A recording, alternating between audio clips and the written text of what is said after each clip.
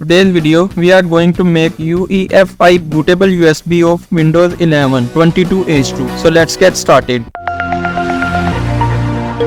Now let's plug in your empty USB drive and then go to this website, which will link in the description below, and scroll down and find the option which is create Windows 11 installation media. Now you just need to click on download now and your media creation tool is downloaded now. Click on it and this will pop up into your screen. Now if you have some time, please read this terms and condition on it and then click on accept and then wait for some time. Says that select your language and edition. I can use these recommended options for this PC. So now I can click on next and then it says choose which media to use. I can use my empty USB flash drive, so I can check this USB flash drive option and then click on next. Now this will confirm that your USB drive is E. Click on next.